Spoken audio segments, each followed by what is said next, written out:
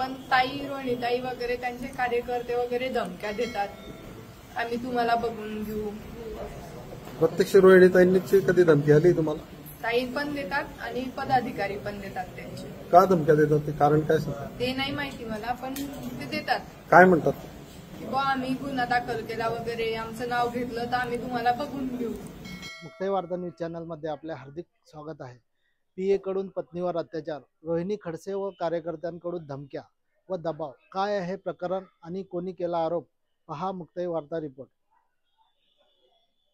राष्ट्रवादी काँग्रेस शरद पवार गटाच्या महिला प्रदेशाध्यक्षा रोहिणी खडसेंचे तत्कालीन पीए पांडुरंग नाफडे एका घोटाळ्यात प्रकरणी दाखल गुन्ह्यानंतर फरार आहे. यानंतर त्यांनी वारंवार त्यांची पत्नी यांच्यावर अत्याचार करून पत्नीचा छळ केला. हा प्रकार गेल्या अनेक दिवसांपासून सुरू आहे. परंतु रोहिणी खडसे व कार्यकर्त्यांकडून धमक्या व दबाव येत असल्यामुळे सदरील महिलेची तक्रार देखील पोलीस घेत नसल्याने त्यांनी महिला आयोगाच्या अध्यक्षा रुपाली चाकणकर यांच्याकडे धाव घेतली असता अखेर रुपाली चाकणकर यांनी या प्रकरणी लक्ष घातल्याने सदरील पीडित महिलेची तक्रार दाखल झालेली असून याबाबत पीडिता महिलेने माध्यमांशी संवाद साधला आहे आणि गंभीर आरोप केले आहे. या शरद पवार गटाच्या महिला नेत्यांकडूनच अत्याचार होत असल्याने पीडित महिलेला माध्यमांसमोर येऊन न्याय मागावा लागत आहे.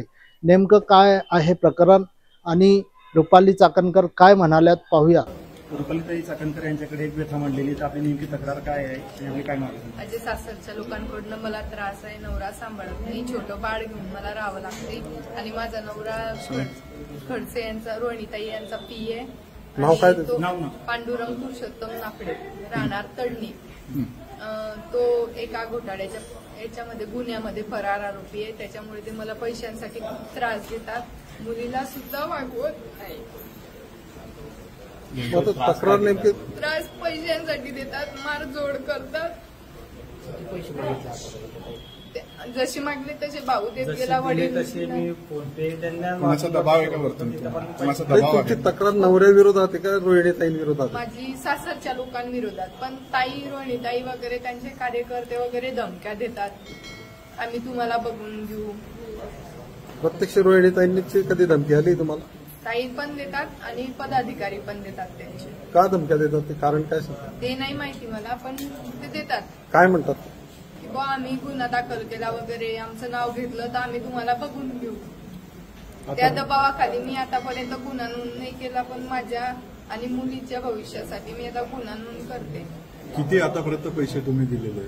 मी मी अशी कॅश त्यांना 30,000 दिलेले होते आणि असे ऑनलाईन त्यांना लॉजवरती दिलेले आहे. तो फरार आरोपी असताना लॉजवरती पैसे दिलेले. रक्कम किती दिलेली आतापर्यंत? रक्कम तशी जशी लागली तसे सामान पण घेऊन दिलेलं होतं. संकेत त्याला सोनं वगैरे ते दिलं, त्याने मोडून टाकलं, माझं पण मोडून टाकलं आणि आपल्यावरती खोटे आरोप करतो. रोहिणीताई असं म्हटलं होतं की तो पांडुरंग नाफडे त्यांचा पीए कधीच नव्हता. होता तो पीए, तुम्ही रेकॉर्ड काढू शकतात त्यांचं. आता त्यांनी माझी पीए घोषित केलेलं आहे त्याला. ताई आता मागणी काय आपली? मला आणि माझ्या मुलीला न्याय पाहिजे. मी मुलीला त्याला देऊ शकत नाही, कारण आमच्या दोघांच्या जीवाला धोका आहे त्याच्यापासून. आता तुम्ही पोलीस संरक्षणाची मागणी केली, तुम्ही म्हटलं की जीवाला पण धोका आहे. माझ्या परिवाराला आणि मला, माझ्या मुलीला जर काही झालं तर खडसे परिवार, नाफडे परिवार आणि त्यांचे कार्यकर्ते लोक जबाबदार राहतील. नाव काय तुमचं? माझं सीमा पांडुरंग नाफडे. ताई बोलल्या की आम्ही तुमच्या पाठीशी आहे, सगळी यंत्रणा तुमच्या पाठीशी आहे. तक्रार देणार आहे का? हो, मी गुन्हा दाखल करणार आहे. बरं, तुमचं असं म्हणणं आहे की थेट किंवा रोहिणी खडसे यांच्या दबावामुळेच तुमची तक्रार हो, त्यांचे कार्यकर्त्यांनी त्यांच्यामुळे की ते धमक्या देतात, जीवे मारायच्या वगैरे, म्हणून आम्ही थांबलेलो गुन्हा दाखल करणार. चाकणकर यांची भेट घ्यायला आलेले आहे, बहिणीसोबत तुम्ही आलेले आहे. माझ्या बहिणीला न्याय मिळण्यासाठी आम्ही इथपर्यंत आलेलो होतो आणि आम्हाला असं आहे की आम्हाला न्याय मिळेल. काय मागणी काय? प्रॉब्लेम असा आहे की ताईला आहे ना, ताईला आम्ही पांडुरंग नाफडे, रोहिणी खडसे पीए आहे ना, त्यांना दिलेलं होतं लग्न केलेलं होतं. त्याच्यानंतर त्यांनी फरार वगैरे त्यांचे काही जे झाले होते घोटाळे वगैरे, त्याच्या फरारमध्ये त्यांनी लॉजिंगवरती राहिलेले होते. माझ्याकडे पैशाची वारंवार मागणी आणि तिला संसारामध्ये काही त्रास वगैरे, मुलगी झाली तेव्हा पण त्यांनी कानातलं 5 दिवसाच्या मध्ये मागितलं होतं. मग तेव्हा मध्यरात्री मी कानातले घेऊन गेलो होतो तिथं. तेव्हा ताईंना पण फोन केलेला होता. तेव्हा ताई बोलले होते तुमचा संसार, रोहिणी खडसे त्यांना फोन केलेला होता रात्री.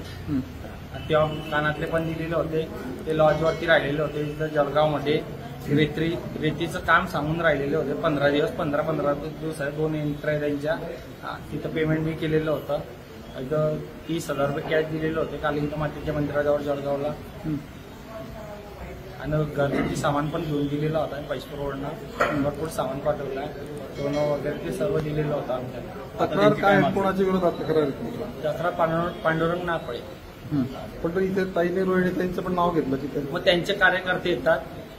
आता हिला कुठे पण अडवतात, तिचं नाव घेतात. आता त्यांचा लाईव्ह जो पी आहे आता कामावरती रोहन महाजन, त्याने पण नाव घेतलेलं होतं. तिथं हातापाई झालेली होती आणि तिच्यामध्ये हातापाई पोलीस स्टेशनपर्यंत गेलेली होती. तिथं मला 25,000ची मागणी केली होती. त्यामुळे ते केस दाबतो. मुक्ताईनगरवरनं 2-3 कार्यकर्ते आले होते. पैसपुरातले पण त्यांचे अधिकारी आलेले होते आणि त्या प्रेशर खालती आमची काही दखल घेतली जात नव्हती. हातापाई झाली मग तुम्ही पोलीस रोहन महाजनने पोलिसांनी नाही रोहन महाजनने तुमची हातापाई झाली मग तुम्ही पोलीस स्टेशनला गुन्हा का नाही दाखल? आताचा कोणाचा पीए रोहिणी आता त्यांच्यासोबतच असतो तो कंटिन्यू. तुम्ही पोलिसात गुन्हा का नाही दाखल केला होता मग? कोणाचा पुन्हा छेडखाणी झाली का? छेडछाणी त्याला नेलं होतं तेव्हा तिथं पोलीस स्टेशनला. मग त्यांची जर प्रेशर आला तर मग काही झालंच नाही तिथं. कमीत कमी 1 वर्ष. लग्न कधी झालं होतं यांचं? लग्न यांचं 2023 22 मध्ये. नाव काय तुमचं नाव? माझं नाव जतीन इंद्रा सिरोंडसे. मी त्यांचं शालक आहे. आणि आमच्या परिवारात जर काही झालं तर खडसे परिवार, नाफडे परिवार आणि त्यांचे सहकारी जे कार्यकर्ते असतील ते जबाबदार आहेत. अशा पद्धतीने समाजातली वाढती विकृती आहे. मी त्याचा निषेधच करते.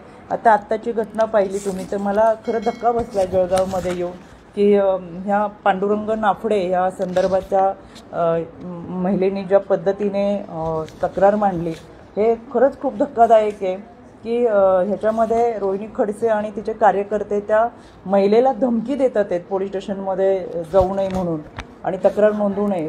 तिचं 2 वर्षाचं बाळ तिच्याबरोबर आहे आणि 1.5 वर्षापासून ती घराच्या बाहेर आहे. हे अत्यंत लाजिरवाणी आणि धक्कादायक गोष्ट आहे. राजकीय व्यक्तींची ही गुंडशाही बंद झाली पाहिजे.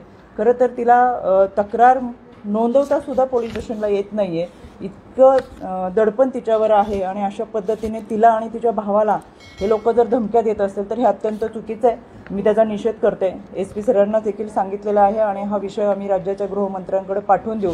कारण की अशा पद्धतीने जर कोणी दडपशाही करत असेल, धमकी देत असेल तर हे अत्यंत चुकीचं आहे.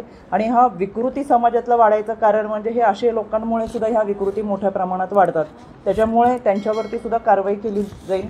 संबंधित तरुणीला आम्ही सांगितलं तुम्ही आज तक्रार नोंद करा. आमचा भरोसा असेल जिल्हा महिला बाल विकास विभाग आणि विधी सेवा प्राधिकरण हे त्यांच्याबरोबर आहेतच आणि आमची पोलीस यंत्रणासुद्धा त्यांना संरक्षण देईल. त्याच्यामुळे कोणाच्याही धमकीला बळी पडू नये. जी काही घटना घडलेली आहे ती त्यांनी मांडावी. राज्य महिला आयोगाच्या वतीनं त्याचा नेमका काय संबंध रोहिणी खडसे? कोणत्या विषयाशी रोहिणी खडसे या धमक्या देत आहेत? पांडुरंग पाडे यांचा रोहिणी खडसेंशी नेमका संबंध काय कुठल्या या प्रकरणात? याच्यामध्ये त्यांनी सांगितलं की ते पांडुरंग नाफडे हा खडसेंचा PA आहे आणि तो त्यांच्याकडे काम करत होता. त्याच्यामुळे ह्या महिलेनी त्यांची जी तक्रार त्याच्यामध्ये तक्रार दिलेली आहे. PA असल्यामुळे ती प्रकरण दडपण्याचा प्रयत्न त्यांचा आहे आणि या महिलेनी पोलीस स्टेशनमध्ये तक्रार करू नये म्हणून त्यांना धमकी दिला जातो. खडसेंचा PA कधीच नव्हता नाफडे असं मागे रोहिणी ताईंनी म्हटलेलं आहे. मला असं वाटतं आपण हे तपासामध्ये सगळं पुढे येईलच. कारण की आता तक्रारदार आमच्याकडे जे तक्रार करतात ते त्यांनी तक्रारीत तसं म्हटलेलं आहे आणि त्यांच्यावरती यापूर्वी काही गुन्हे दाखल झालेले आहेत. त्याच्यामुळे तो फरार आरोपी आहे असं सांगितलं जातं आहे. पण ठीक आहे, आज तक्रारदारांनी आपल्याकडे तक्रार दिली त्या अनुषंगाने आपण माहिती घेऊयात आणि या माहितीमध्ये तपासामध्ये आपल्या सगळ्या गोष्टी समोर येतील. तक्राराचं नेमकं स्वरूप काय? तक्राराचं नेमकं स्वरूप काय याच्यामध्ये त्यांनी तक्रार अर्ज दिलेला आहे. त्याच्यामध्ये काय स्वरूप? तक्रार अर्ज आता हे इतकं सविस्तर तुम्हाला सांगण्यापेक्षा जेव्हा तपास सुरू होईल त्या तपासामध्ये आपण देऊयात.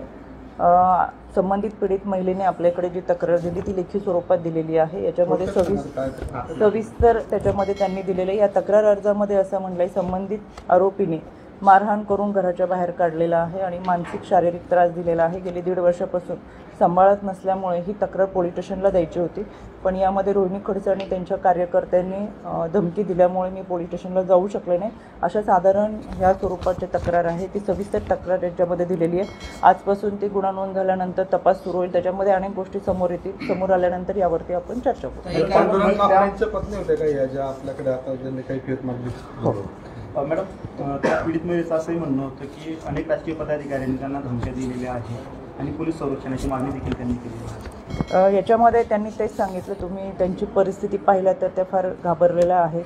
त्यांना कदाचित ह्या लोकांनी धमकी देऊन किंवा त्यांचं एक वाक्य होतं, आता मी ते सांगत नाही की आम्ही कशा पद्धतीने मारू शकतो, त्याच्यामुळं त्यांना ती भीती बसली असल्यामुळं कदाचित त्या तक्रार नोंदवायला की तक्रार नोंदवल्यानंतर पुढे आम्ही काय करू शकतो अशाही धमक्या त्यांना त्यांच्या बोलण्यातून सारखं येत होतं. तरी सविस्तर आमचं जिल्हा महिला बालविकास आणि भरोसा असेल त्यांना विश्वासात घेऊन सविस्तर विचारून घेऊ. मला वाटत नाही त्यांची मानसिक स्थिती ही घाबरल्यामुळे ते आपल्याला सविस्तर सांगू शकलेल्या नाहीत, पण आपण त्यांना विश्वासात घेऊन संपूर्ण माहिती घेऊया त्यांच्याकडून नक्की काय झालेलं आहे. पण हे अत्यंत चुकीचं आहे. कोणत्याही व्यक्तीवर अन्याय झाला तर पोलीस स्टेशनला तक्रार दाखल केली तर पोलीस ही कारवाई करत असतात, पण त्या पोलीस स्टेशनपर्यंत ही तक्रार देण्यासाठी किंवा पुढे येऊन नंतर परत तक्रार दिल्यानंतर आपलं काय होईल या भीतीपोटी ते आलेलं नाही आहेत. हे अत्यंत धक्कादायक आहे. पण पोलिसांनी ती जबाबदारी घेतलेली आहे. संबंधित पोलिसही चांगल्या पद्धतीने त्याच्यामध्ये त्यांना सहकार्य करतात, पण स्थानिक पातळीवरती राजकीय गुंडगिरी मला ही दिसती आहे.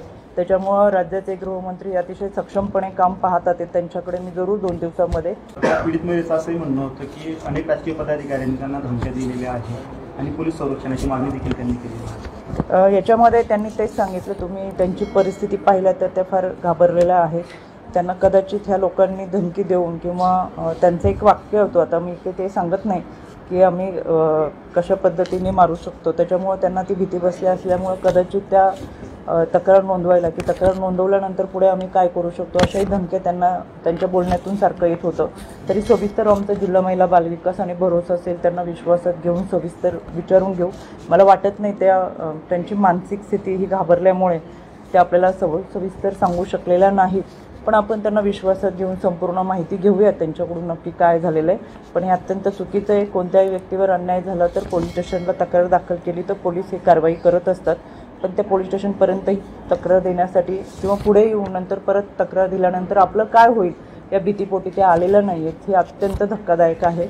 पण पोलिसांनी ती जबाबदारी घेतलेली आहे. संबंधित पोलिसही चांगल्या पद्धतीने त्याच्यामध्ये त्यांना सहकार्य करतात, पण स्थानिक पातळीवरती राजकीय गुंडगिरी मला ही दिसती आहे. त्याच्यामुळं राज्याचे गृहमंत्री अतिशय सक्षमपणे काम पाहतात. त्यांच्याकडे मी जरूर 2 दिवसामध्ये ही तक्रार अर्ज पाठवून देईन. पक्षाच्या प्रदेशाध्यक्ष ज्या आहेत, एका पक्षाच्या प्रदेशाध्यक्ष ज्या आहेत, अशा गंभीर प्रकरणामध्ये त्यांचं नाव येतं, त्यांच्याकडून मुलीलाच धमक्या दिल्या जातात. म्हणजे एक महिला मुलीसोबत असं वागू शकते की गंभीर वाटतं तुम्हाला? आता आपणच सगळ्यांनी हे पाहावं. आपल्या समोरची घटना आहे, त्याच्यामुळे मलाच धक्का बसलेला आहे. आजपर्यंत मी महाराष्ट्रात फिरले, पण अशा पद्धतीचे केसेस मी पहिल्यांदा अशी केस पाहते. हे अत्यंत दुर्दैवी आहे. आणि अशा पद्धतीने महिलांना जर धमक्या देत असतील तक्रार नोंदवू नये आणि त्यांनी अन्याय सहन केला पाहिजे, हे फारच भयानक परिस्थिती आहे. त्याच्यामुळे याच्यामध्ये आपण तपास करूया. तपासामध्ये अनेक गोष्टी समोर येतील.